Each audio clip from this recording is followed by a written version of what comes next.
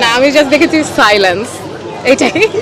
আয় আয় চাঁদ মামা চিমটি দিয়া যায় রে, কে ভালো কে রে মন্দ আমি চিনি না রে।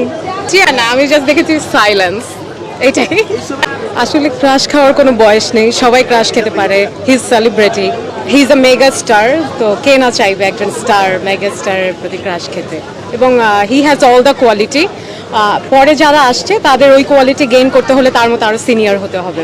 আমি বলতে চাই I really like your acting, এবং এভাবেই কাজ করে যাক যতদিন আমাদের মাঝে। আমি যতটা তার ইন্টারভিউসগুলো দেখেছি, সেখানে হচ্ছে সে কখনোই ইনফ্লুয়েন্স করে না যে ওই নায়িকাকেই নিতে হবে। সে পুরোটাই আসলে প্রডিউসার ডিরেক্টর বা দর্শক অ্যাকসেপ্টেন্স দেখেই নেয় আর এটা অনেকটা ইনফ্লুয়েন্স তামিল মালায়াম মুভির। সো আসলে আমরা যে মুভি থেকে সব কিছু শিখি বা ইনফ্লুয়েন্স হই সেটা না। ভায়োলেন্স এমনিও হচ্ছে, সাকিব খানের মুভির আগেও হয়েছে ভায়োলেন্স সবখানে, এরপরও হবে। তো আসলে মুভি দেখে আমরা পজিটিভটা নেওয়ার চেষ্টা করবো যে ভায়োলেন্সের পর আসলে ভালো কিছু হচ্ছে কিনা আমাদের জীবনে। অবভিয়াসলি এটাই দেখার।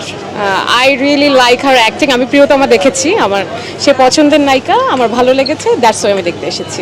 না, আমি আসলে কাউকে কিছু জিজ্ঞাসা করিনি। As a Shakib Khan fan আমি সবসময় নিজে থেকেই আসি, এবং আমি টিজারটা দেখি, টিজারটা ভালো লেগেছে।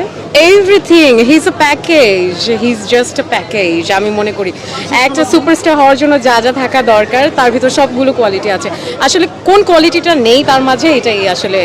আমি আসলে কি সবার টেস্ট বাট এক না। এখন আমাকে অনেকে বলতে পারে যে আপনি কেন সাকিব খানের মুভি পছন্দ করছেন, আরও তো অনেক নায়ক আছে। তা আসলে সবার টেস্ট বাটের সাথে সবাই যাবে না, এবং সবার মন রক্ষা করাও যায় না। অ্যাজ এ সুপারস্টার তার হেটার্সও থাকবে, তার ফ্যান্সও থাকবে।